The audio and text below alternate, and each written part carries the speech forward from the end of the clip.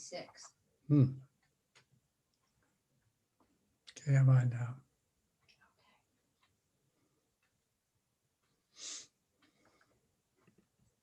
All right, I've been given permission to start. Thanks everybody for joining. It's too bad I can't see any of your faces, but just looking in the names of the attendee box here, there's a bunch of familiar ones. It's really cool to have people coming from far and wide, near and far, to join for what I think is going to be a really interesting, and not just interesting, but important conversation about the lessons of American journalism that are transmitted through Mr. Downie's book here, all about the story, news, power, politics, and the Washington Post. Before I introduce Mr. Downie, just a brief word of introduction of myself and of why this event matters so much to me. For the last several years, about 5 or 6 years, I've been working on a biography of Herbert Denton Jr., who was at the Washington Post for much of the same time as Mr. Downie. Herb, among other things, was the first Black journalist at the Post to be given command of a section of the newsroom, and that actually happened under Len's supervision. Len, after making Herb the Maryland editor in 1974, Len then made Herb the Washington Post city editor in 1976. And that's something we'll talk about tonight. That was also the first time that an African-American was given that position. And it's difficult to overstate the importance of that, especially in the mid-1970s. So Len is someone who I've talked about or talked with about Herb a lot. His memoir, which is again the occasion for tonight, is for me personally an extremely useful book, an extremely useful document of the kind of career path that Herb himself was on. Let me go ahead and I have a little slide here.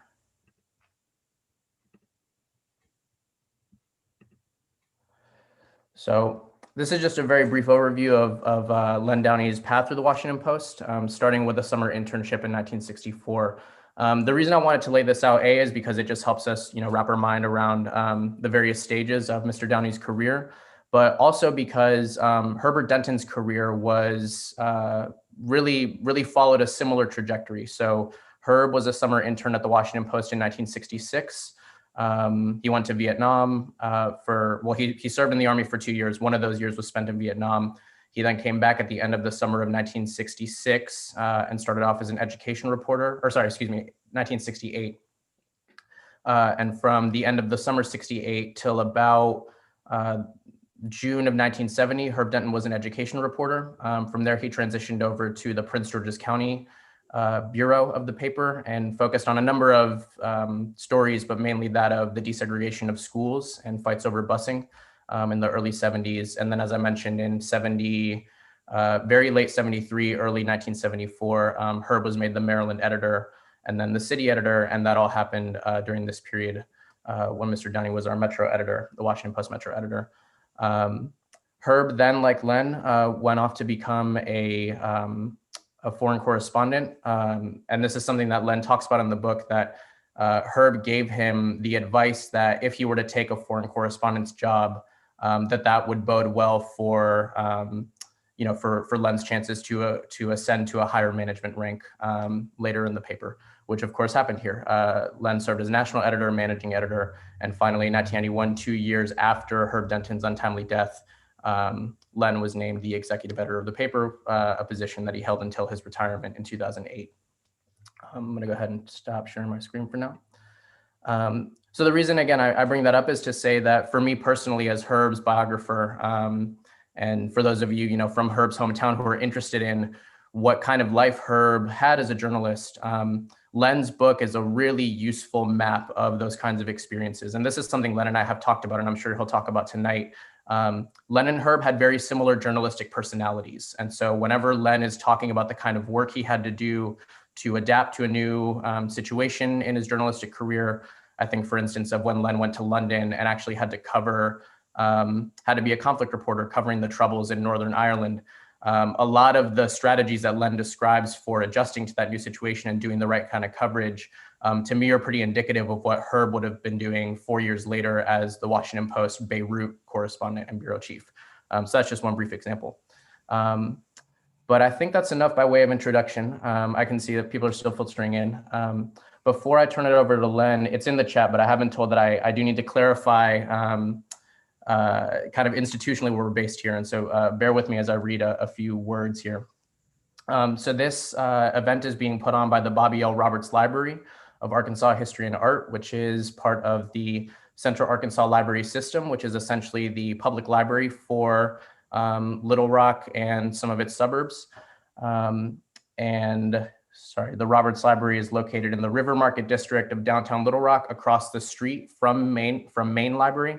And Main Library and Roberts Library together make up Library Square. And so the Roberts Library houses the galleries at Library Square, the Butler Center for Arkansas Studies, and the Encyclopedia of Arkansas. Please do go to robertslibrary.org for information about future programs, to subscribe to our mailing list and explore our collections. And yeah, just a brief note, Len and I are gonna talk for about 40 or 50 minutes, and then I wanna leave ample time for questions and discussion. There's too much to cover in Len's book, so I'm gonna shape the discussion to try to hit some notes that I think are most interesting for our hometown audience here. And as I think about the value of a night like this, I'm hopeful that this could be the first of a few, or perhaps even many, such discussions about journalism that we could host at Central Arkansas Library System, because as Herb's biographer, I'm convinced that if he were alive today, he would be having these conversations here. He would be bringing back the lessons that he learned far and wide as a journalist, bringing them back to his hometown and trying to plant some seeds of some potential young journalists that might be in Little Rock today. So with that as a long preface, let me turn it over to Len, who I think had a couple of words to say before we jump in. Yes, I just wanted to say thank you to the library for this opportunity, and to Benji for organizing it and being our leader tonight, for two reasons. And number one is I think my book is very important for people to read now, because it takes people inside the newspaper business in the way that Benji was saying, at a time when too many Americans are not understanding really what goes on in the news media. And when a lot of lies are being told about how the news media really operates. And this book will show you, through lots of interesting historical and sometimes controversial things that went on during my career, how the news media really does try to pursue the truth. And secondly, it's because of Herb. Herb was, as Benji pointed out, I was Herb's boss much of the time when he was an editor on the Metro staff. But more than that, Herb was an advisor to me throughout my career for as long as he lived. Personal advisor. We were good friends, and he was a very valued colleague. And he was a hero to many people in the newsroom, not only as an outstanding journalist, but as an outstanding person. Great, thanks, Len. Yeah, let's go ahead and jump in. Although I'm a little tempted, just again, since we have the hometown audience, and we were talking about this just a minute ago, Len, do you want to briefly lay out your infancy Arkansas connection, Little Rock connection? Okay, yeah, we talked about this before we came on the air. My father was an officer in the Army Air Base at Little Rock during the Second World War, during World War II. He wanted to be a flyer. He washed out of the flying program, but stayed on the base, became a staff sergeant. And during those times when so many of the other officers were off to war, he became number 2 on the base, under the base commander. It essentially ran the base and helped all those young men become pilots, not teaching them to fly, but teaching them all about life while they were learning how to fly. And so when I was about 2 or 3 years old, I went down there in the train with my mother. I have no personal memory of that. I have photographs. And apparently I went to Little Rock. My mother took me to Little Rock Zoo with my father while we were visiting, among other things. And so I remember I have a soft spot for Little Rock that way, even though I don't have a strong memory of it. And then, of course, the last time I was in Little Rock was for Herb's funeral. And that was a very important and moving event as well. Yeah, and that was already some 31 years ago, 32 years ago now almost. Yeah. Yeah, Herb Denton is buried at the Little Rock National Cemetery over on the east end of town. So yeah, thanks, Len. Let's go ahead and jump in. I thought that it would be best to start where you start, but before, and really, so I want to start with Ben Bradley, but before we get there, I wanted to ask you, just to kind of set the tone for tonight, and you cover this in the introduction of the book. What compelled you to write this book, and why title it All About the Story? Right. Well, as I just said, one of the things that compelled me to write the book was what's going on today in the country's divide over the purpose of journalism.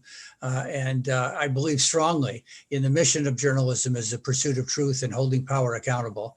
And I wanted to explain that to readers using the examples in my career, many of which are interesting to people, including things like Watergate and when I was a London correspondent, and 9/11 and the Iraq and Afghanistan wars, et cetera.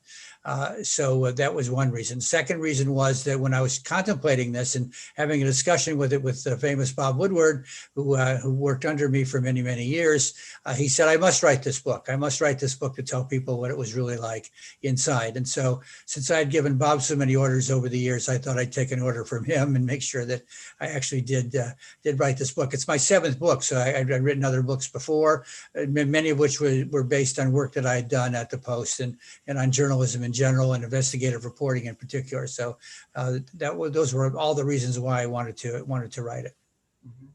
Yeah, and is there to go back to the second part of my question, is there something about the title All About the Story that you think signals something important about the book? Yeah. This is technically a memoir, since it's the story of my career and the story of my life as it has to do with journalism. Those personal landmarks that need to be in the story are in it, and my childhood's in it and so on. But it's not really about me. It's really about the stories. And it's about my devotion to the stories throughout my life, and what I'm still doing today. I'm going on more than a decade now as a teacher of journalism, Arizona State University's Walter Cronkite School, although I work from Washington, and teach investigative reporting to advanced students there. So I continue to be pursuing the story and help these students pursue the story. And that to me is what's important about journalism, not personal fame. I did not become famous the way Ben Bradley did, but that was fine. That was helpful to the paper that he became so famous through Watergate. But rather it's the stories that mattered most to me. Great. Cool. So you're going where I'm going, Len. Let's start with where you start, which is chapter 1, Ben and Len. If you could, and of course, for some of us in the audience will already know who Ben Bradley is, but just to get us all on the same page, who was Ben Bradley? Why does he matter? And why start your story with his? Right. Ben Bradley became managing editor and then executive editor of the Washington Post in 1965. Recruited by Catherine Graham. Her husband had been the owner and publisher of the newspaper, and he died untimely death. And it was expected that by the men who were on the board and the men who were who were running the business side of the newspaper, that she would probably find some man to take it over or maybe sell it. And instead, she surprised him by taking it over. And I'll give a little plug for her book. There's a book called Personal History. It's her memoir. It won the Pulitzer Prize. It is a remarkable book. Everybody should read it, but especially women should, because it's the story of how she moved from not being expected to run anything as a woman to becoming one of the most powerful women in the world, and a great owner of a newspaper, and very important to American journalism. So she recruited and hired Ben to be her editor, and Ben took a relatively small newsroom, not well known, not big national footprint at all, and laid the foundation for it to become the great newspaper that it is today, by expanding its staff, hiring talented people, and doing good journalism. And then he, of course, was the executive editor during Watergate. And if you haven't seen All the President's Men, it's a good idea for each of you to watch it. And you'll see Ben in action there. You'll see the role that he played during Watergate, and that not only changed American journalism, Watergate did, by making investigative reporting an important part of journalism everywhere, which it was not before Watergate. People may not remember that now, but it was not before Watergate. And also establishing Ben, the book All the President's Men, the movie, established Ben as a kind of matinee idol, and he had the personality to do it. He was a very charismatic man, and I was the opposite and remain the opposite. I'm not terribly charismatic, that doesn't matter to me. I worked closely with Ben when I was his managing editor. I ran the newspaper. He put the newspaper in my hands when he made me managing editor. So I essentially ran the newspaper for a quarter century. And what I was good at was pursuing the stories and helping the staff to do its very best work.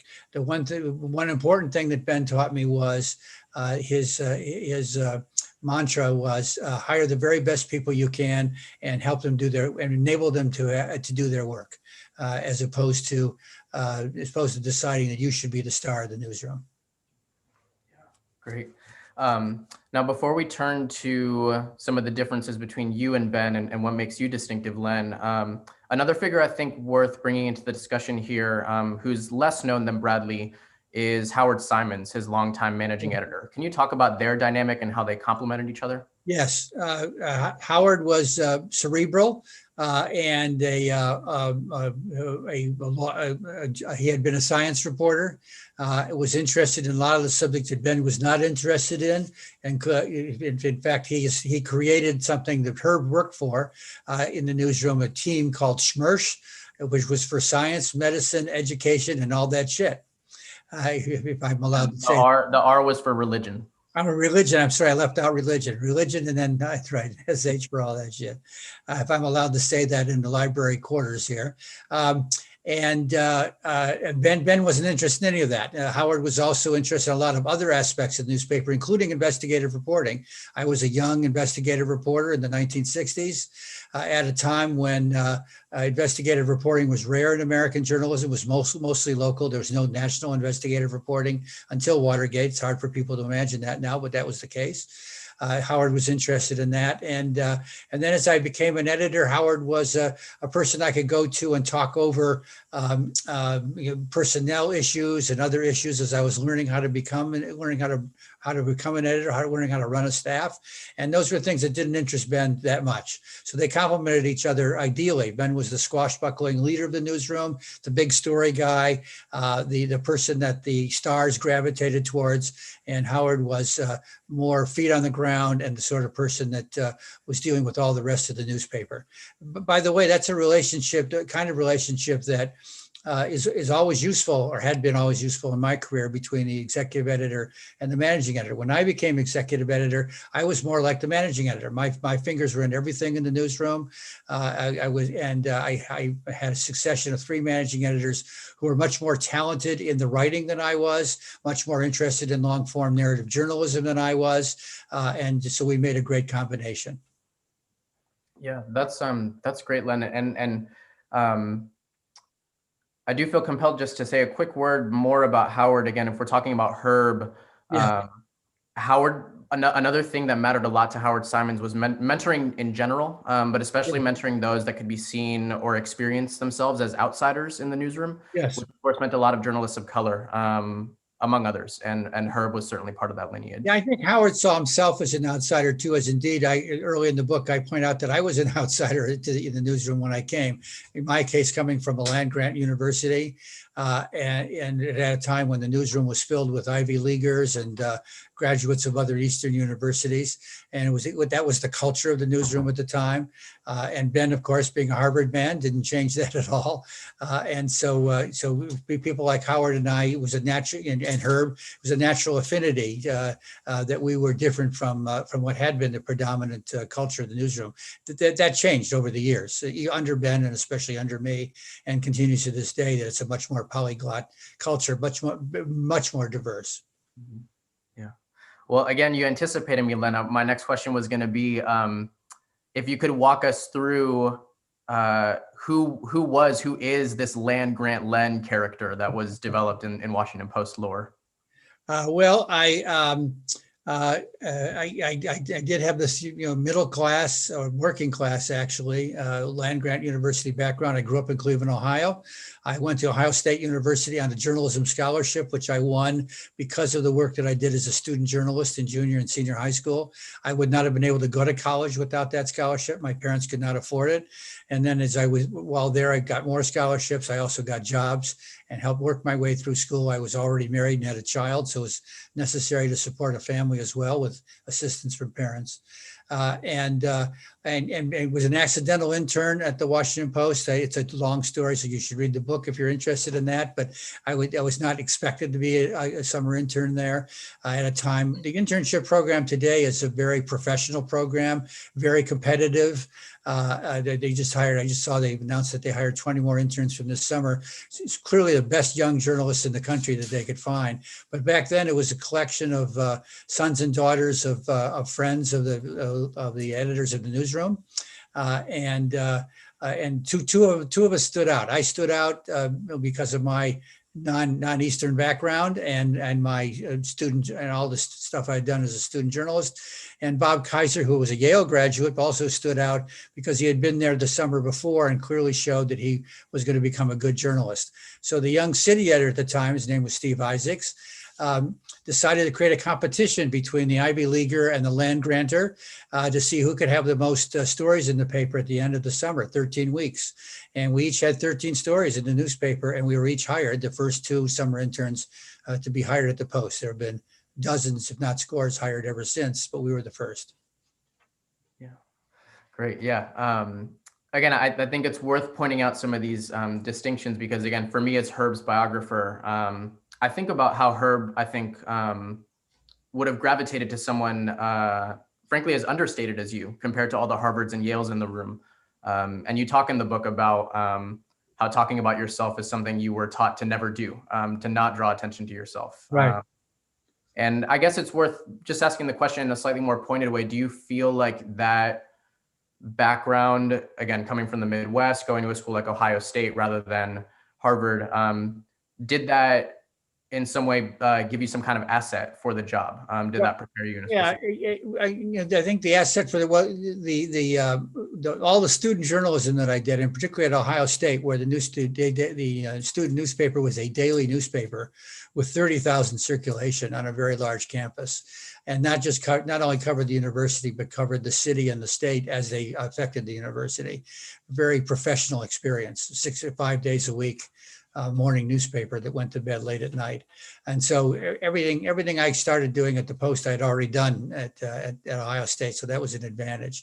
But also, I mean, I was always focused on the work. I was always focused on the story, and things came to me. I wasn't very political. I wasn't trying to get the next job. Just one thing came after another. A lot of good accidents occurred to me. Both Ben Bradley, when he was a young reporter before he went off to at the Washington Post, before he went off to Newsweek, and then came back to the Washington Post, he had covered the local courts, which were actually run by the federal government, as they still are today in Washington, D.C. And so the city editor, Steve Isaacs. And so when they saw that I was doing some good investigative work on my own, covering the police, they sent me down to the court to see what I could do about the fact that the place was a mess. And it was a terribly dysfunctional court. And so I wound up spending a year there. I wound up doing a 7-part series, and the Johnson administration, which was interested in court reform, abolished the Court of General Sessions and created what is today the DC Superior Court to replace it. And chose one of my sources for the series, a great judge named Harold Green, to be its first Chief Justice. And as a result, that set me off on many years of investigative reporting because that made such a big difference. I was a finalist for the Pulitzer Prize at the age of 25, I think. And then along came Harry Rosenfeld, the Metropolitan editor, who's in All the President's Men, he thought I was taking too much time in these investigations, so he put me on the city desk, which again was another accident. I didn't ask for that. I didn't want that. I wanted to continue to be a reporter. And as a result, one of my reporters turned out to be Don Graham, Catherine Graham's son, who was doing different jobs around the newspaper to prepare himself to run it someday. So he spent 9 months as a reporter in the newsroom on my staff. He had been on the Harvard Crimson newspaper. He's a good journalist. And we got to know each other really well. And that was a relationship that then stayed with me throughout the rest of my career at the Post, another accident. And then when I went off to a fellowship and came back from the fellowship, I was, again, I wanted to be a national reporter when I came back, but instead I was told I would be Harry Rosenfeld's deputy, deputy editor of the Metro staff. And in that job, of course, I wound up inheriting the Watergate story, another accident. And it went on like that. So I never really applied for anything. People came with ideas and I jumped at them. Yeah, great. So we will certainly fill in a lot of what you just ran through, Len, but one thing I can't help but ask, in part because I know we've got some Razorbacks fans in the audience tonight, and I think they would just get a kick out of hearing this story. And especially because it does illustrate an important lesson, I think, that you learned about an approach to journalism.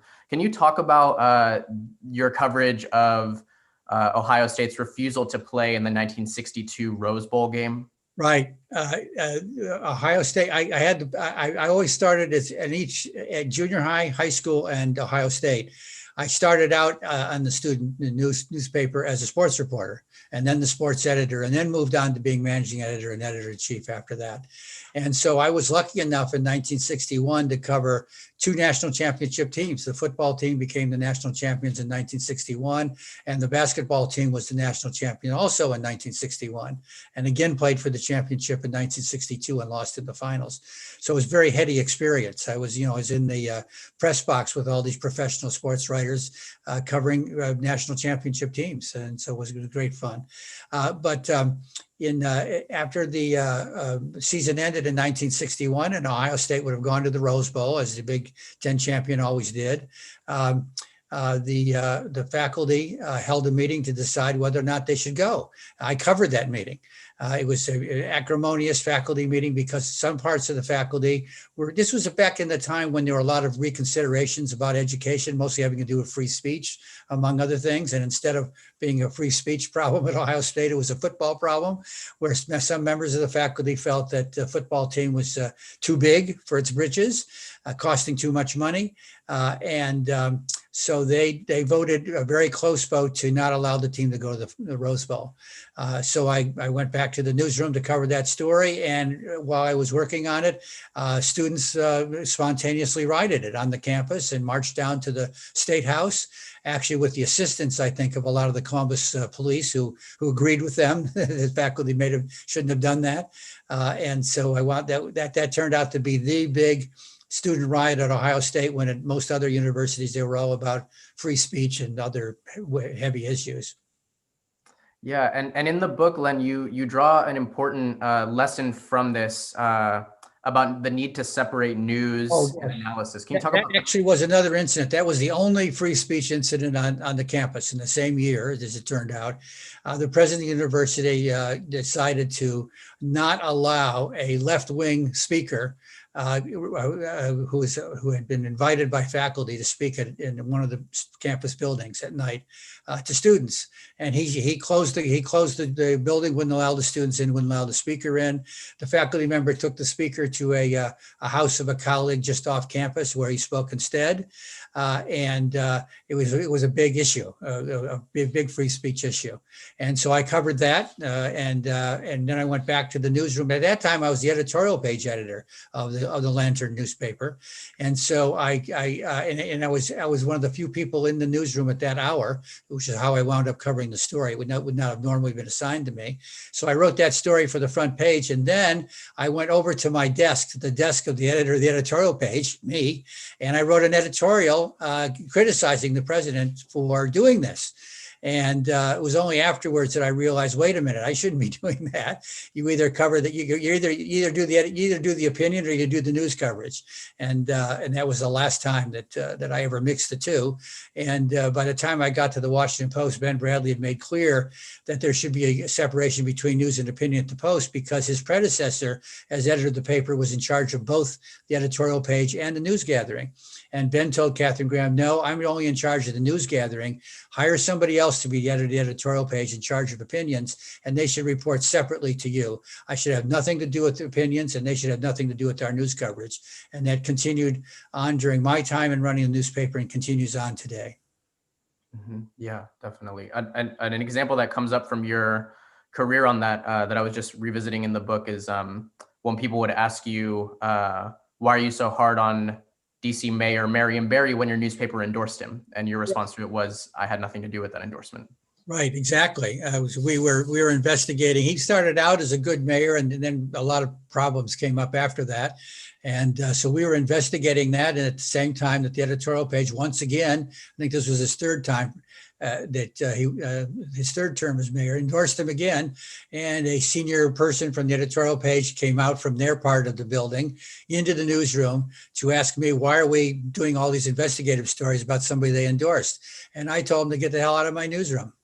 And he did. Very good. Okay, so two bad words. I apologize. We can't see the reactions. It's just you and me. I do want to be mindful of time, so I'm gonna telescope a bit of what I was gonna ask next. So let's go to Watergate. Yes. And I wanted to frame this question by asking, again, just to get us on the same page, like what was Watergate? What was the story? And why, you mentioned this in the book, why did you decide to, well, what role did you play in the coverage? And so why did you decide to tell your perspective on a story that's been told many other ways by many other people? Right. Well, so much of the Watergate story only was about the first part of it, which was All the President's Men, the book, All the President's Men, the movie, most of which took place in 1972. The burglary was in June of 1972. And I came back to the newspaper at the beginning of July. And as I said, wound up in the chain of command over Watergate, but really worrying about most of the rest of the local news coverage, while Harry Rosenfeld over me and Barry Sussman, the city editor under me, focused their attention on Watergate. It was a local story because it was a local burglary, and because our national staff and most of the rest of the news media didn't believe in the story. They did not believe that the White House could somehow be involved in this little burglary, and that these young people on the Metro staff probably didn't know what they were doing. So it was a kind of a lonely thing. And as time went on, I became more and more involved in being one of the people that reviewed the stories that Bob and Carl did before they were published. And then in 1973, once the rest of the media got interested in the story and our own national staff got interested in the story, they wanted to take it over. And Harry Rosenfeld told Ben Bradley that because of my background in investigative reporting and that I had been involved in reading my way into the story by being one of the people that reviewed stories, that I should take over the coverage. And so I took over the investigative reporting of Bob and Carl. I supervised all the coverage of the Senate Watergate hearings and the criminal investigation until the president resigned in August of 1974. Great. And what did you learn about being a good editor from that experience? Well, obviously, did not make mistakes. To try to try to think as much as possible about where the story's going and what it means, but to enable the reporters to be the ones that are to be the people that are really coming up with the information, and to not supersede, to not have my judgment about where they ought to be going in their reporting take over from them, because they were on the ground. They were making the sources all the way up into the White House itself. And secondly, to not make mistakes, to double check everything they did all the time. Not always pleasant for us, but necessary.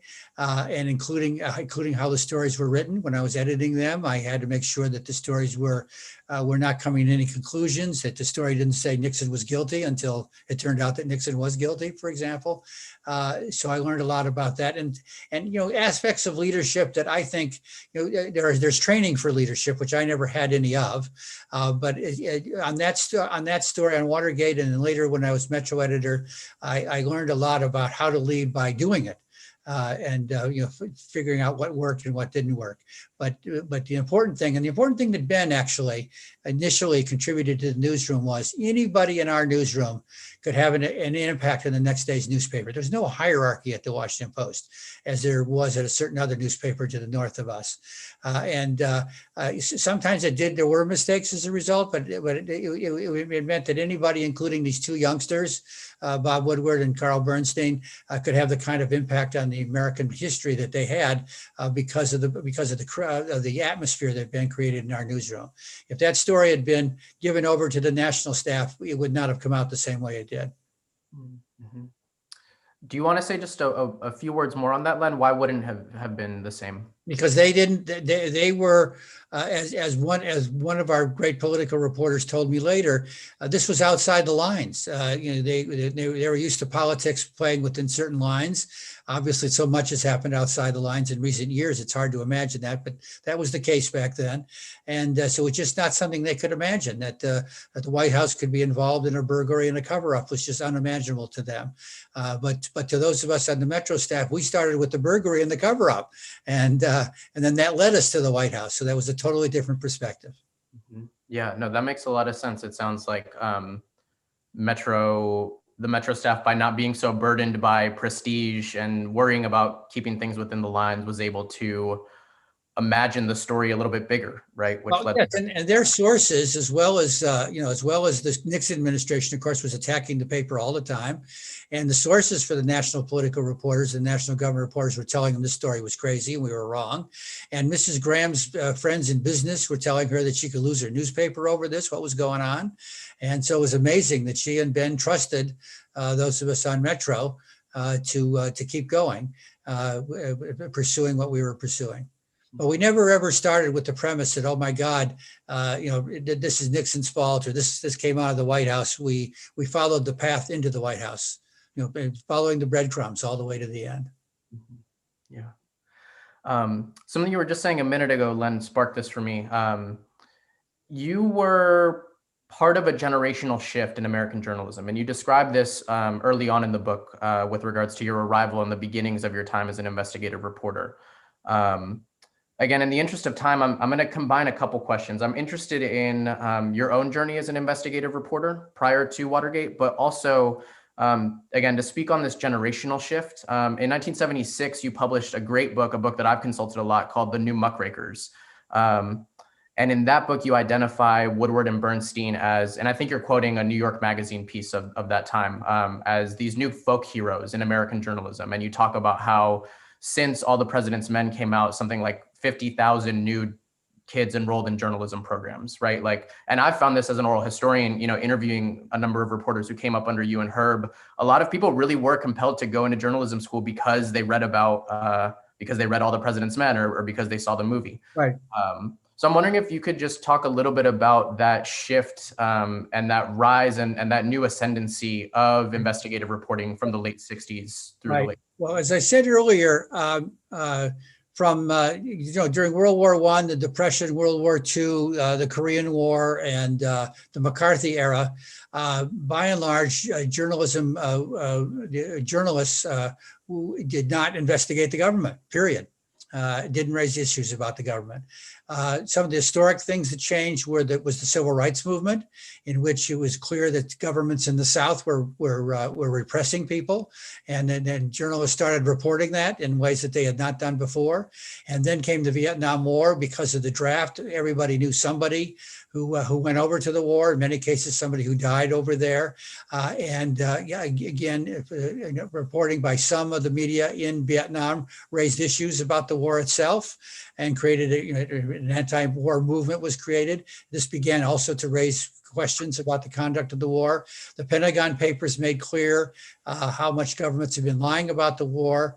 That was just 1 year. Pentagon Papers was just 1 year before the Watergate break-in. So that was all building, and then the dam broke with Watergate, I just see I've gotten a question from my old friend Judy Haveman. I just saw in the chat. It's a good question. And as a result of the movie and the fact that a president had to resign, people wanted to do investigative reporting. All the news organizations wanted to do investigative reporting. They began hiring investigative reporters, creating investigative reporting teams, and a lot of new young people came into journalism, in part because either they wanted to be investigative reporters or they wanted to be part of what was going on. And that continues to this day. It's one of the most important functions of journalism today is what I call accountability journalism, holding power throughout society accountable. It's not just the government anymore. It's sports and entertainment and charities and churches and schools and every walk of life that affects everybody else should be held accountable to everybody else. And that is what goes on in journalism today, particularly at a time when information is everywhere in our lives from all different sources. This is the primary job now, I think, of news organizations is accountability journalism. Yeah, great. I'm so glad you brought up the word accountability, Len, because I was about to. I think that's a word that we should certainly flag for further discussion. One thing I wanted to ask you about, and again, this has to do with the own beginnings of your career as an investigative reporter. In The New Muckrakers, the book that I mentioned that you published in '76, the first chapter is about Woodward and Bernstein. I think the second chapter is about Neil Sheehan. These kind of swashbuckling, more kind of, one could say. Cy Hirsch. Oh, Cy Hirsch, that's right. Right. You know, they're kind of bigger persona, investigative, swashbuckling types. But then I think it's the third or fourth chapter, you talk about a type of investigator who is much more quiet and much more absorbed in records. If I had the book here, I could quote it, but you talk about the mysteries of public records and how there's a certain kind of investigator who just lives for that. And knowing your career, I know that you were one of those guys. So I'm wondering if you could talk about that distinction. Like, what is that particular kind of investigator who is? Well, as investigative reporting evolved, data became important. In fact, it was part of what I did with the Court of General Sessions investigation even, was that there were no records for the court. They totaled up, the numbers of cases and what happened to those cases and so on. And so I had to create my own records for it. And then I did investigative reporting about slum landlords, and which meant being involved in land records all the time, and mortgage fraud, which is being involved in records, and also lawsuits. Lawsuits are great sources of information for investigative reporters because they show you things you might not otherwise find out. You find sources through them, you find lawyers from them, you find victims of problems through them. And if you quote lawsuits accurately, they're not liable. You can't be sued for libel. So they're very useful that way also, investigative reporting. Nowadays, that's got a name. It's called data journalism. And of course, data is everywhere. And the internet has made it wonderful to be able to search for data in all sorts of ways. And so much of the accountability journalism that you see today is based on data reporting, which is very valuable. And the experts at it, use computers to sort through data and find what the patterns are in data that might not be obvious to the ordinary citizen. Yeah. I'll just say a quick word about that for those, again, who are interested in Len's book. Just to give you a sense of how the book is a document of a world that doesn't quite exist anymore, or that has many new things. So you talk about this data journalism today, Len. There's a great anecdote that you tell in the book about when you were looking through all the records of all the different mortgages, and you noticed that there was another guy who would come in about the same time. Right. Do you want to go ahead and tell that story real quick? Right. Yeah, I will tell it quickly. So I'm in the Recorder of Deeds office in Washington, where all the mortgage and land sales records are. Today, they're probably on computers, but then they were in files, in many, many, many file drawers, a labyrinth of files, file cabinets. And so I'm working away. As I'm getting near the end of going through, I literally looked up every single property in a neighborhood called Shaw in order to document the slum landlords who owned it, what they were doing with it.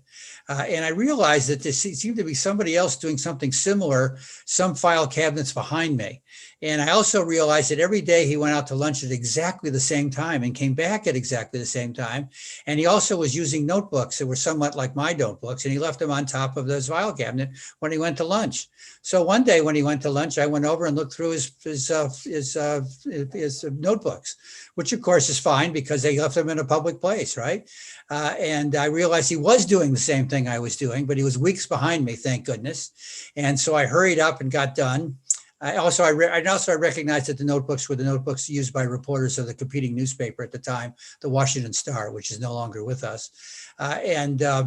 And so I made sure that we got the series done as rapidly as possible. And once it was published, I heard that indeed that was a Washington Star reporter, and he and a partner were working on exactly the same thing. And as a result of our series, their series was their editor told them to forget it. And the guy that I saw in the Recorder of Deeds office quit the newspaper not long after and decided to write novels. And his name was Winston Groom. That's a detail not shared in the book. That's cool. Yes, I know. So I launched his career. Let's look at it that way. That's great. Okay, so let's skip ahead. Again, there's so much more to cover in the book that we just aren't going to be able to tonight. And including, I'll just tease it. You talk about covering the riots that took place in DC in 1968 and the book that you produced out of that. We won't get into that right now. We might be able to return to it in the Q&A. But I want to fast forward back ahead to your time as Metro editor. And I think this is the right time to introduce some memories of her. So if you could talk about, Len, how your time as Metro editor fits into your broader career arc, and then how Herb fit into that time. Right. Well, it was an important time for me because going from just dealing with some reporters on Watergate and dealing with the rest of the Metro staff in a kind of advisory way, not necessarily being responsible for the whole staff, because my boss, Harry Rosenfeld, was responsible for that. Suddenly I was in charge of a staff, I think, of well over 100 reporters and editors at the time. Having to shape coverage and shape careers by the personnel decisions I made, which reporters were assigned where, which editors were assigned where, and so on. And the most important people on the staff for me, of course, were the editors who worked immediately under me. An editor in charge of the District of Columbia coverage, the city editor, named for that, the editor in charge of Virginia coverage, and the editor in charge of Maryland coverage. And I recognized Herb's work as an education reporter I was aware of when I was elsewhere in the newsroom. And then I was more aware of his work when he was a reporter in Prince George's County. And Harry and I together made him the Maryland editor before I took over from Harry and the Metro staff. When I watched Herb's work, I realized that I wanted to have a stronger city editor than I had at the time, and he was the natural choice for me. Obviously he was African American. This was the first African American city editor, but that's not why I chose him. I chose him because he would be a great city editor, and he turned out to be a great city editor. Herb's qualities that he was great at enabling young reporters to grow and to tackle big stories. It was amazing how he could take summer interns and very young reporters, and without doing their work for them, but enabling them through, it was almost like a Socratic method. It was almost like teaching lawyers. He would help them understand how to do their reporting, how to do their writing. He would spend long hours in the newsroom well after deadline, working with reporters and helping them grow. Really, really wonderful. Also, he was a terrific advisor to me, not only about coverage of the city, but coverage of the entire Metro staff's coverage. And that was very valuable too. And we could be completely open and honest with each other. I'm not a diplomatic person. I'm very straightforward. And I could be very straightforward with Herb, and he could be very straightforward with me. And sometimes when I went out to the city desk to talk to him about something, it might result in a shouting match, and it alarmed people in the newsroom. They wondered, do we hate each other? I mean, are we angry at each other? No, we were simply debating something. It was very important to debate. And as a result of that debate, we made a better decision than we would have otherwise. And there was that freedom between him and me, which was great. And Judy Haveman, who was the Virginia editor at the time, who's on this call tonight, who's with us tonight, was a Virginia editor at the time. And she was worried that because of my relationship with Herb, that maybe I was short shifting the Virginia staff in terms of how many reporters she had and so on. But she also could fight for herself and was similarly straightforward with me, and I was similarly straightforward with her. And it actually was a great team at that time. Yeah, since you brought up Judy, who again, of course, is on this call, I'm reminded, and I just wonder if you might flesh this out, Len. Judy told a joke at Herb's memorial service in DC in May of 1989. Judy is about 5'1", 5'2", and she said that before she knew Herb Denton, she was about 6 feet tall. And I think that says something about the way that Herb would carry himself in the newsroom and relate to his colleagues. Can Yes, you? but you have to understand that Judy has held and does hold her own. Yes. Yes, she's tough. You do not push Judy around. And she was a great journalist and a great editor. Yeah, and the comment is more about Herb than about Judy. I know, I understand. I'm just wondering if you have any stories, Len, or anything to say about how Herb carried himself in the newsroom. Yeah, he carried himself with extraordinary dignity, and it meant that I couldn't read Herb's mind, and we never really discussed race that much because we had so much else to discuss all the time. But my guessing is that it was very important for him that an African American be seen to succeed, that his dignity was very important as an African American, but not that anything would be conceded to him as an African American just because he was. So he did not join necessary newsroom groups when they were complaining about lack of diversity or questions about diversity at different times in the newsroom. But at the same time, his example stood out as a reason why there should be equal opportunity for everybody in the newsroom. Yeah, I had tremendous respect for that.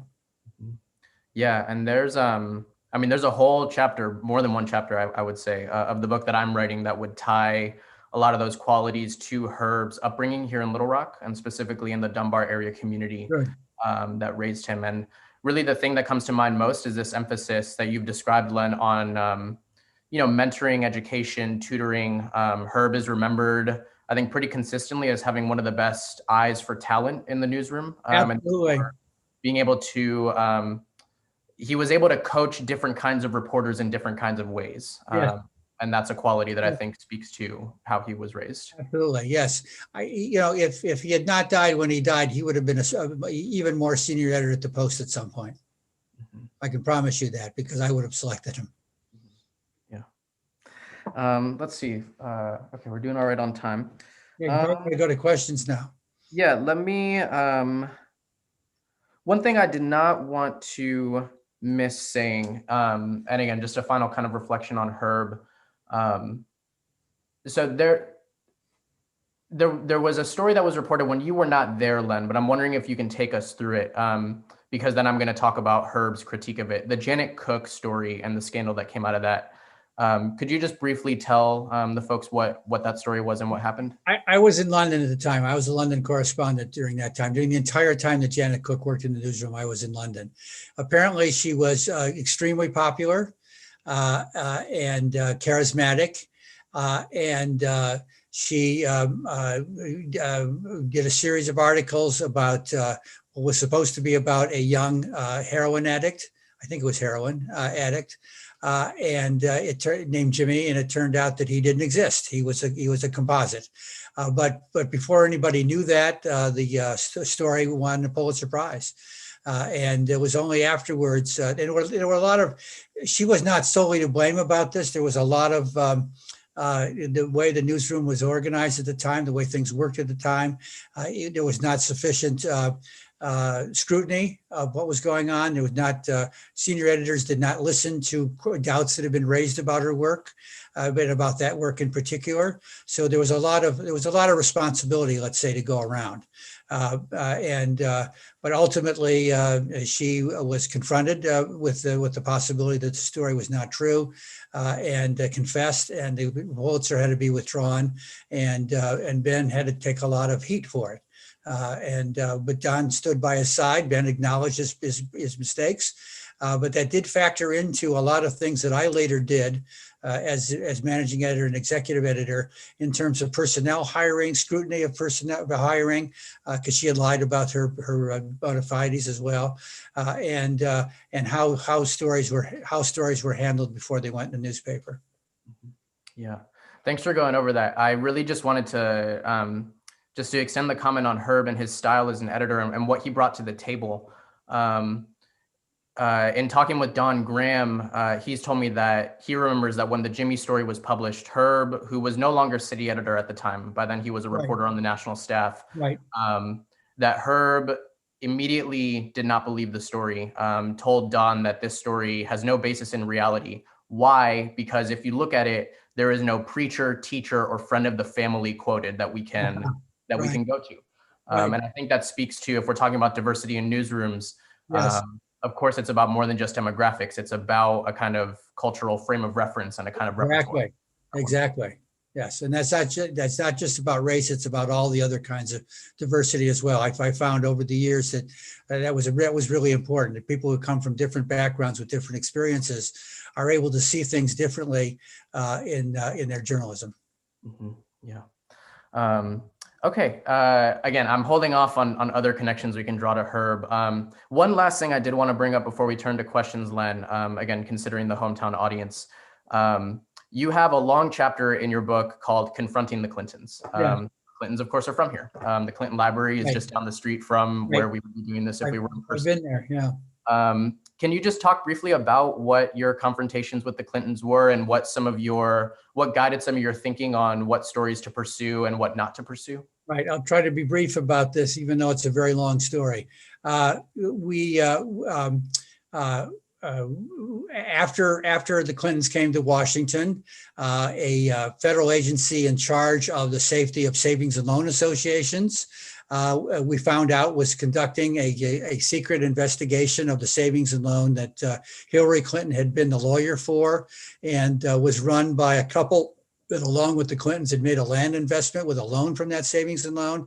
Later, the savings and loan went bust. It was riddled with fraud and cost the taxpayers money.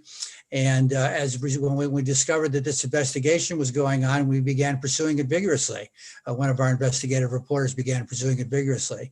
At one point, Hillary Clinton had me over to the White House for a meeting with just the two of us plus her press aide to complain about our coverage, and launched into also kind of warning me off any possibility of pursuing things about women and her husband, which I wasn't even going to bring up, but she brought up the state troopers and other things, and said it was all lies, and she sort of defended her husband, and then as time went on, I became the and I found out from our White House reporter that she felt that I thought she was lying and I was out to get her husband. In our conversation, which was not an accurate depiction of our conversation. So then as time went on, I was the first, the Washington Post, I made a decision at 10:30 one night to publish the first front page story that said that the special prosecutor's investigation had been expanded to include the president's relationship with an intern in the White House named Monica Lewinsky. So we broke that story. Thereafter, the Washington Post had more coverage of that investigation, more our investigation than the special prosecutor's investigation, than any other news organization. And that became controversial. Clinton was obviously a very good president in many other ways. And his supporters were unhappy with impeachment, were unhappy with the media's coverage of things, and particularly were unhappy with the Washington Post. And in fact, one journalist, Martin Kalb, famous CBS News journalist, wrote a book about essentially criticizing the news media for its that coverage, and particularly the Washington Post. My response in the book is that this was a president of the United States engaged in a sexual relationship with somebody who worked for him, who was a young intern in their place of business. And as I say in the book, if I had done that, I would have been fired immediately. And so I don't have any problems at all with our focusing attention on that in our coverage. It was with holding him accountable for that and other things he was held accountable for.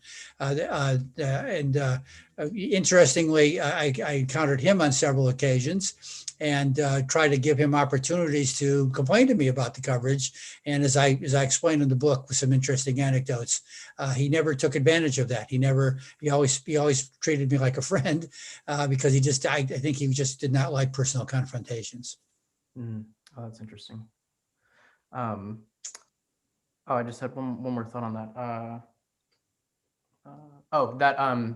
Just for those in the audience to know, that chapter, and we won't get into it now, but that long chapter called Confronting the Clintons is preceded by another chapter, another long chapter called Public Lives, Private Lives. And I think that presents a really interesting discussion of, again, one of the strengths of your book, Len, I think, is that you walk us through your decision making, and sometimes you choose to pursue a story and sometimes not, depending on the evidence, Exactly. or depending on the stakes. And so for those who end up getting the book later, just pay attention to those chapters, because I think there's a lot there. Okay, how do you feel about turning to audience questions, Len? Fine. I can stay as long as you want.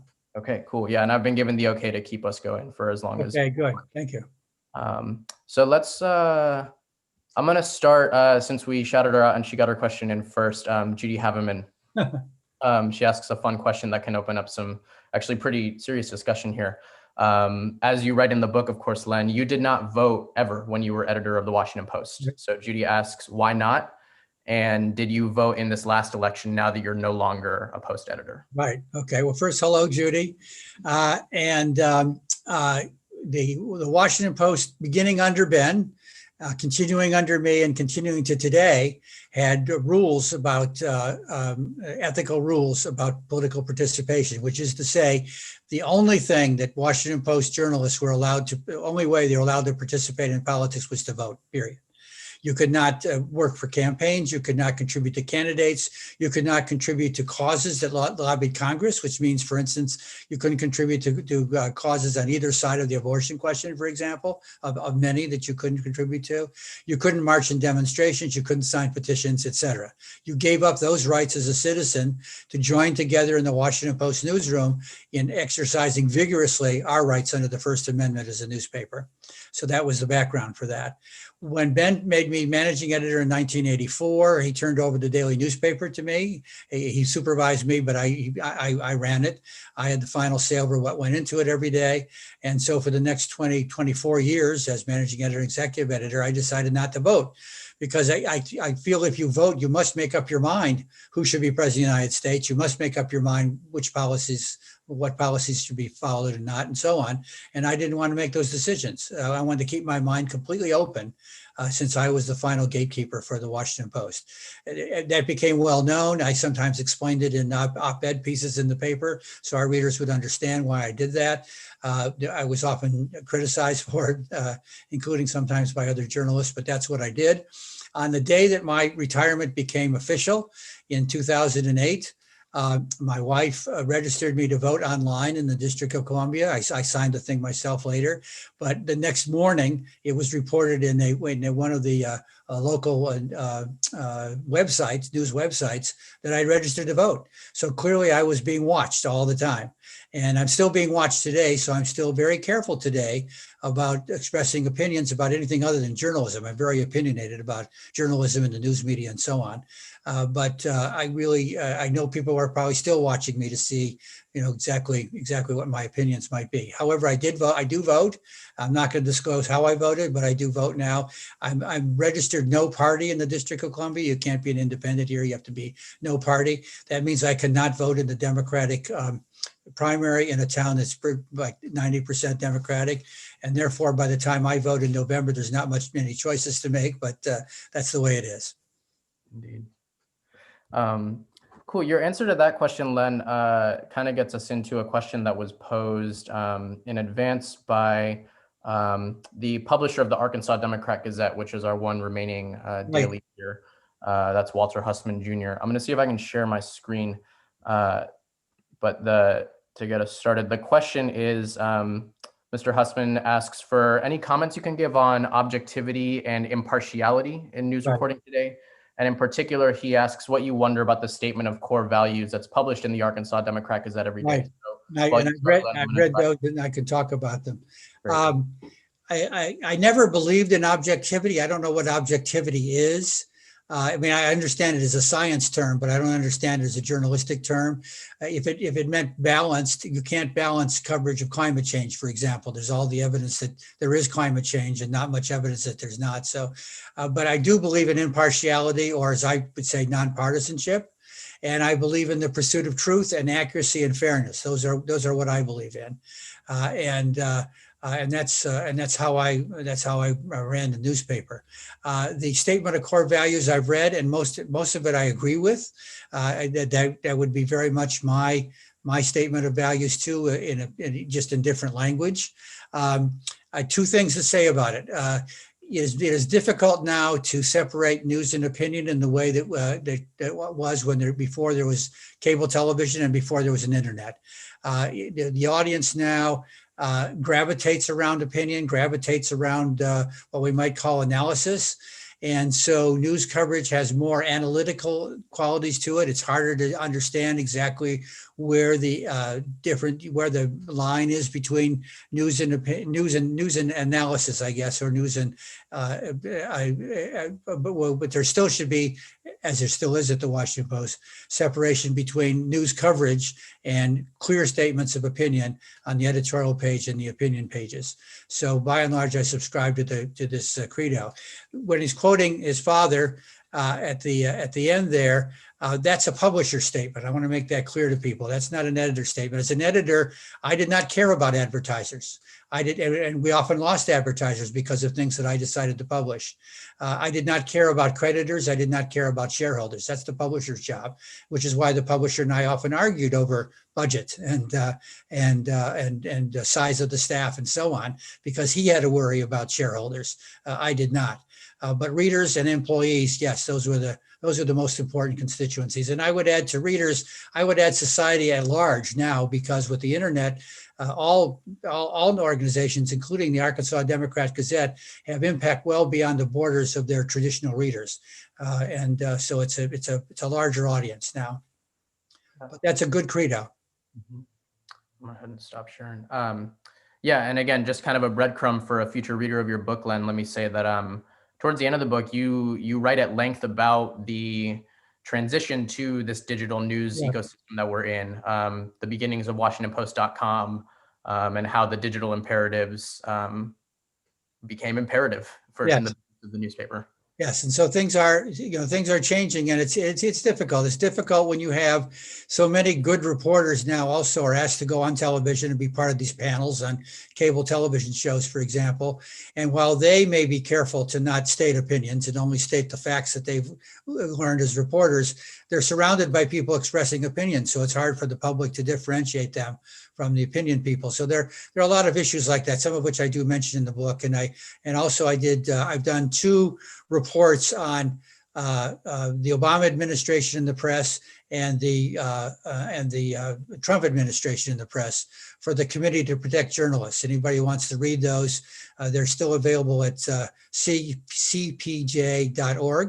And in them, in the Trump one, I grappled with these issues, and I'm now going to do a report for CPJ on the beginnings of the Biden administration in the press, its first year, and how it works with the press, so this is something that's a continuing interest to me. Great. I'm going to go ahead and just roll down the questions. So next in line is actually from the Herbert Denton Biography Project's researcher, my older brother, Nate, who I think he posed this when we were talking about new muckrakers and that all the president's men generation. Nate asks, did journalism become a way of public service without working for, quote, the man? First of all, Nate, I hope Benji's treating you well. If he's not, let me know. As Ben said, the other thing that Ben said that was important was what makes a great editor is a great owner. You have to have the right owner. We had the right owners in the Grahams, and the Post still has the right owner in Jeff Bezos, because he's kept his hands completely off news gathering. He has no influence at all in news gathering, and that's the way it should be. So Ben and I were not working for the man. We were working for ourselves. The money came from elsewhere. Catherine Graham was a great publisher. Don Graham was a great publisher, but they did not make news decisions. And in fact, I sometimes made both news and I would rely on Don for advice, because he's a smart man and knowledgeable about journalism. But I did make both personnel decisions and news decisions at times that he disagreed with. But he always said that I was the one to do it. In fact, he told the President of the United States for one news decision I had to make involving national security. When the President called Don to come over to the White House, he said, well, I've got to bring my editor with me because he's going to make the decision. I'm not going to make it. And that's the kind of owner you want to have. And I know there's still owners like that around the United States, and there's some that are not like that. Yeah. Great. Moving on. So we have a little collection of questions from Elizabeth Marrero. I'll just ask them in order. The first is, I think she means, have you ever had any death threats? She wrote death treats, which sound not too bad, but death threats. What are your thoughts on journalists perpetuating falsehoods, such as that Trump won the election? And then 2 questions about your process, your writing process. Do you write by hand or on the computer? And how long did it take you to write this particular book? Okay, I'll start at the back end and come forward. It took about 2 years. Clearly, I was relying on reams of files that I had from my entire career. And so you could say it took my entire career to write this book, but it actually took 2 years of going through the files, coming up with a proposal for the book, and then writing the book. Roughly 2 years, maybe a little bit longer. I write on a computer. I sometimes will outline things by hand, or I sometimes will write. When I wrote a novel, I would write parts of a novel. I wrote one novel called Rules of the Game, a little plug there about investigative journalism and a corrupt government. I did write out scenes sometimes by hand because I was trying to get something out of my imagination. But otherwise, if I'm writing for materials that I have at hand, I'm writing on my computer. And I do a lot of editing. I'm an editor, and so I'm self-editing constantly. And before it finally takes shape. When I read about some of these great novelists in history who wrote things out by hand and then never changed them when they were published, and they're brilliant, I'm very jealous. But I'm not that talented, so I had to do it this way. And now I forgot the first part of it. If you any death threats, and then right, yeah. On journalists perpetuating falsehoods. Yes, no death threats. Fortunately, during my time, the country was not as many vicious people in the country as there are now. And I'm not aware of any of our reporters who had death threats. There were times when you had to be careful about how you're going to interview a target of investigation to make sure you weren't alone in case it could become dangerous. And obviously there are dangers in war situations and other things, covering riots and so on. But nowadays, so many journalists are subjected to death threats and other things, mostly on the internet. And it's a problem. It's a very, very serious problem. I'm worried that someday there's something bad is going to happen. And I'm hoping that, for instance, that the investigations and the prosecutions are so thorough about what happened in the Capitol on January 6th, when there were so many threats against members of Congress and other people, including journalists, that will put the fright, I hope, in the minds of some people who like to do that sort of thing. But fortunately, that never happened to me. And what was the other thing? What are your thoughts on journalists perpetuating falsehoods? Oh yeah, well, journalists should not perpetuate falsehoods. Now, when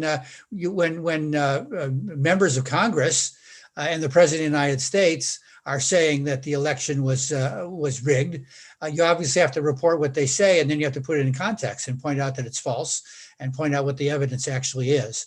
But journalists should not perpetuate falsehoods.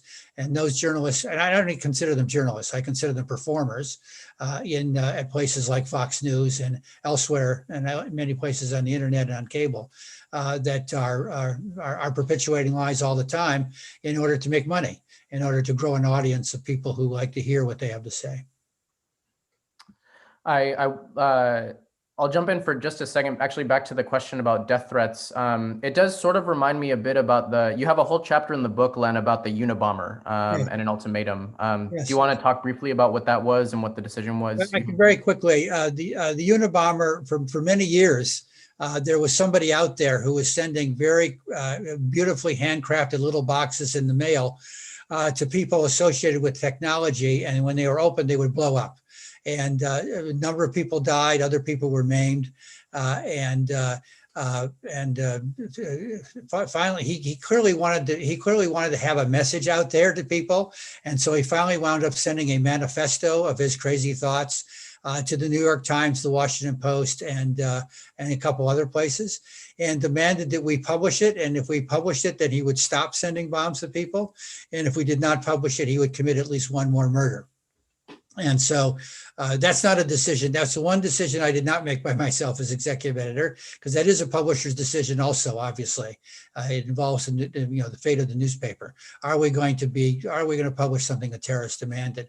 And the long story short, after a lot of meetings at the Justice Department, Don Graham came up with this great idea that we don't publish it in the regular newspaper, but that we print it as an insert into the newspaper in different type. It doesn't look anything like the Washington Post.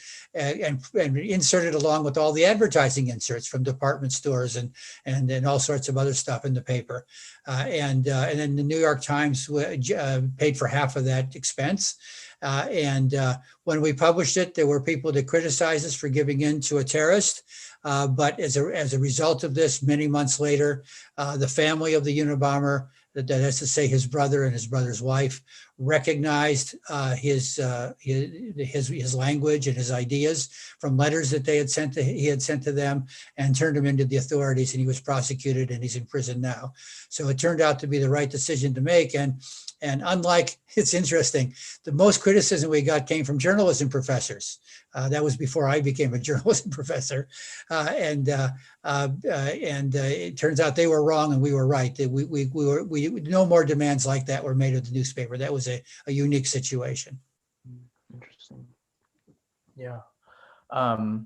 Okay. I'm going to turn, I think, there's two short questions after this, but I think this is a nice question to start to wrap up our discussion with.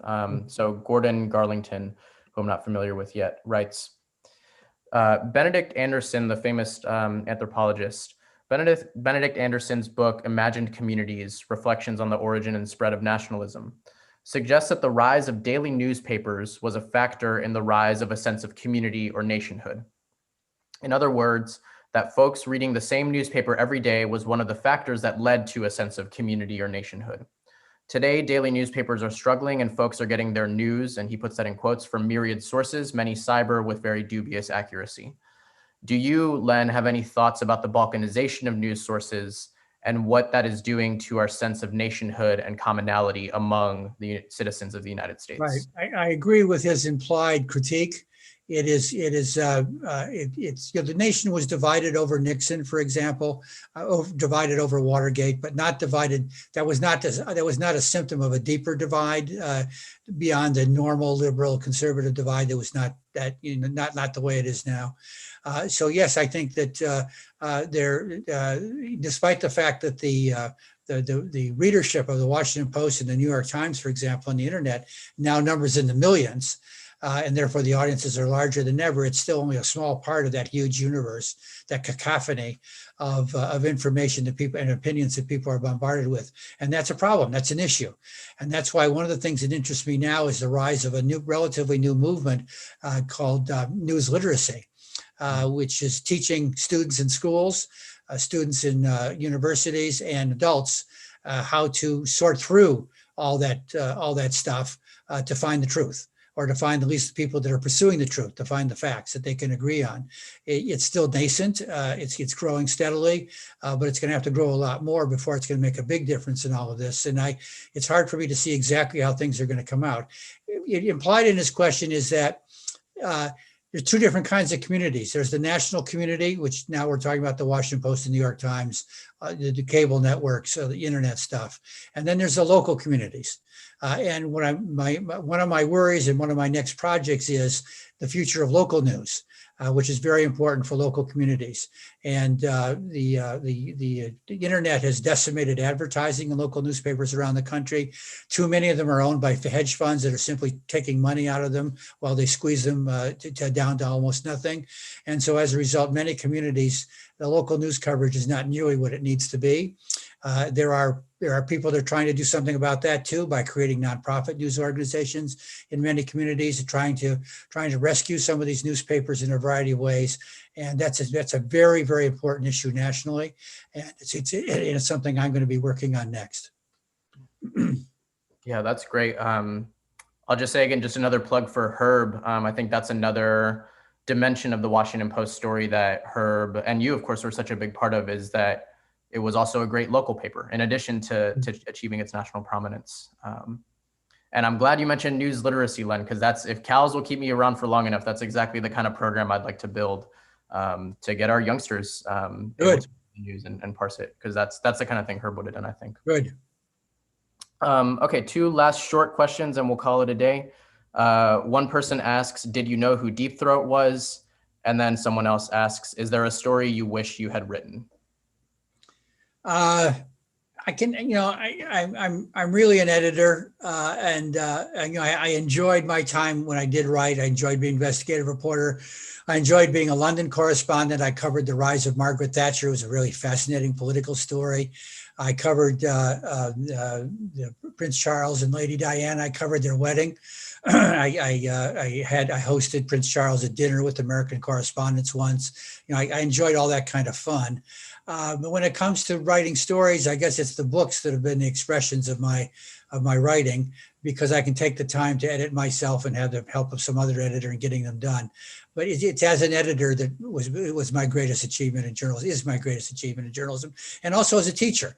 I mean, I've now been a professor of journalism for more than 10 years, and it's the same kind of teaching I was doing in a newsroom. So I should add that I've been, ever since I first became an editor, a lifelong teacher of journalism.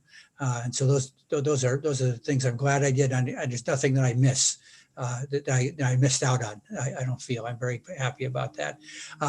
When Bob and Carl had all those confidential sources, dozens of them that led right up to the top of the White House, including the president's last chief of staff, Alexander Haig, was among their confidential sources. They had to write memos about all their interviews for the editors, for all of us, so that we could double check what they were doing. And they had to put at the top of each of the memos the name of that confidential source, which the newspaper was going to keep confidential for as long as that source lived. It was Bob and Carl's promise to them, unless they were released from that promise. And so I knew who all the other sources were except Deep Throat. At the top of the memos of the interviews with Deep Throat, it was M.F., which Bob said meant my friend. And I was never smart enough to figure out those were also the initials of a man named Mark Felt, who was the number 2 person in the FBI at the time.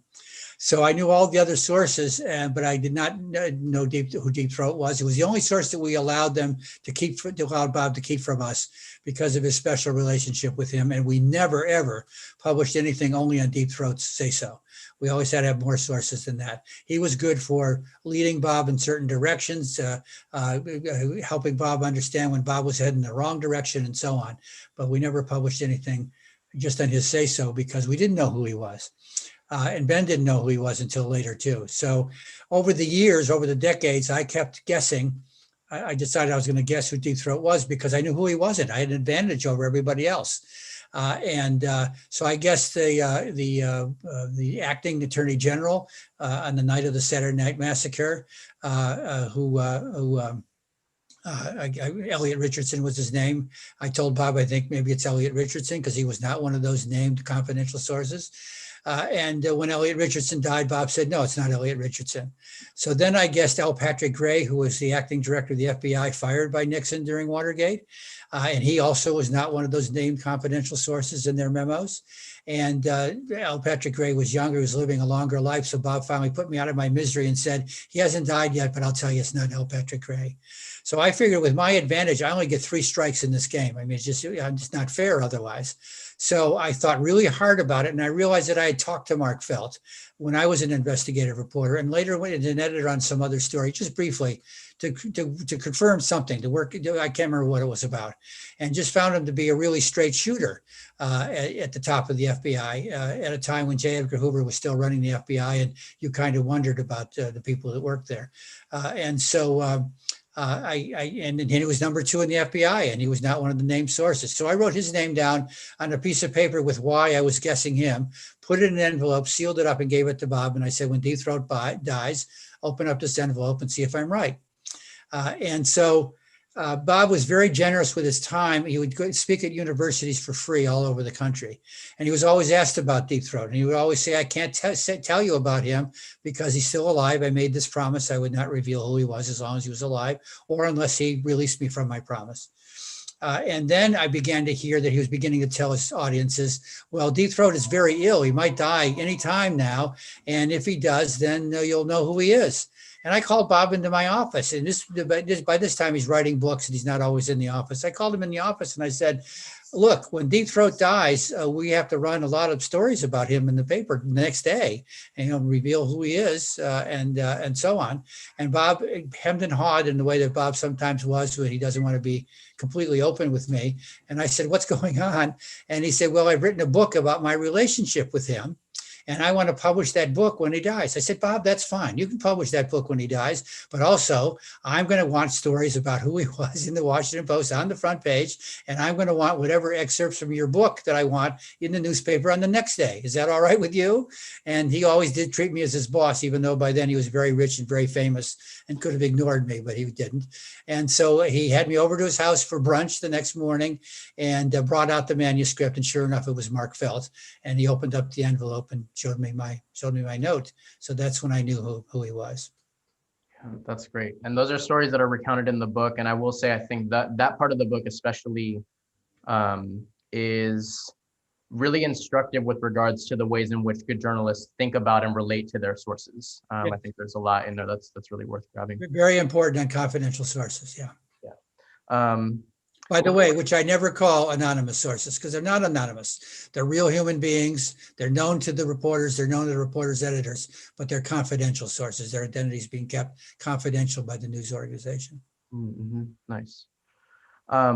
So that's it for audience questions. I know we're basically at time, but I just had one last question that I think would kind of end us on a nice note. So just a few days ago, it was announced that Marty Baron, who is the longtime executive editor of the Washington Post, is stepping down, I think, at the end of February. And he himself is, on the short list for the Mount Rushmore of accountability journalist leaders, right? He's performed in the movie Spotlight for his role in uncovering the Catholic Church stuff in Boston. And there was just a line from the Washington Post's own story about Barron announcing his retirement. It says that Barron's retirement is part of a generational change at some of the nation's largest news organizations. And that phrase, generational change, was really interesting to me in large part because I'm thinking about you and Herb as part of this generation of journalists. So if we put generational change on the table, I'm wondering what you think that looks like, Len, and what do you see the next generation of journalists kind of having to work on and achieve, and what do you want them to keep in mind and to continue from your generation? Actually, Marty and I were not in the same generation journalistically. He's 12 years younger than I am, but all my contemporaries as who were running newspapers, that was one generation, and then came a later generation, which Marty was part of, first at the Globe, and then first in Miami, and then in Boston Globe, and then at the Washington Post, and a number of others, including some who worked for me. So several newspaper editors around the country worked at the Washington Post under me, who are younger than I am, in another generation. So the generational change that's being talked about there has to do with the most senior, with the largest newspapers in the country, namely the Los Angeles Times, now searching for a new editor, the Washington Post, which will be searching for a new editor, and the New York Times, where the current executive editor is expected to retire in the next year or so. Even though he's not announced that publicly, Dean Baquet. And so that's what they're talking about. And the question is, who will take over those jobs? And during this current generation, there's been so much change in the digital world in journalism. And so what will this next generation of editors of these major news organizations that are now worldwide news organizations in the digital world, what direction will they take them in? How will they deal with the digital world? Will they still even publish newspapers 10 years from now or 5 years from now? So that's the generational change that's being talked about now. And what's going to happen? I don't know. What do you see as a professor of journalism yourself and someone who's raising up this new generation? What do you feel like you have some kind of finger on the pulse of what problems they're dealing with or Yes. challenges they're trying to take on? Yes. First of all, I work with journalists, with students who want to be investigative reporters, upperclassmen and master students who want to be investigative reporters, and they're really into it, and they do great projects. And accountability journalism is safe in the future because this generation is very interested in that, and we'll do a good job. What they have to do, though, what they have to also do is be completely multimedia journalists now, multi-skilled multimedia journalists. So in addition to reporting and writing and broadcasting, you have to take pictures. You have to know how to take pictures and how to take videos and how to code websites and so on, because you can't tell what parts of your jobs in the future are going to require some of those skills. And that's totally different from my generation and even from Marty's generation. Marty's doing a great job of running a multimedia news organization that happens to publish a daily newspaper. But I really would be surprised if Marty knows how to code or knows how to manipulate a video. He supervises people who do that. But the people the journalists that I'm teaching now are going to have to be able to do that. That's going to be a large part of what they do. And sometimes, as I tell them, they may have to take a job that not immediately is going to be a foreign correspondent or an investigative reporter, but maybe a page editor on a website. And then you volunteer to do other things that really interest you, because no news organization is going to turn down good work, and then eventually move into that direction. But they must be fully skilled multimedia journalists. So I'm gonna have to learn how to code then. Yes, you will. Writing books doesn't work out. Right. Well, thanks so much, Len. I think this is a great place to call it. Again, I wish I could see everybody's faces out there. Thank you for joining.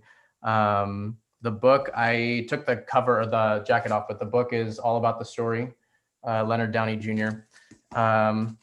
There's a lot we didn't get to. Again, there's whole chapters on 9/11, on the Iraq War, on Len's earlier reporting in DC. So go ahead, read the book. I can put my email in the chat here. And please feel free to holler at me for any reason. My hope is that this is just the first of many discussions we'll have about American journalism, past, present, and future, as an outgrowth of my work on Herbert Denton Jr.'s biography. Thank you very much, Benji. Thank you. And I'm being told by Cal's to stick around, so. Yes, I'll stick around. Sticking around.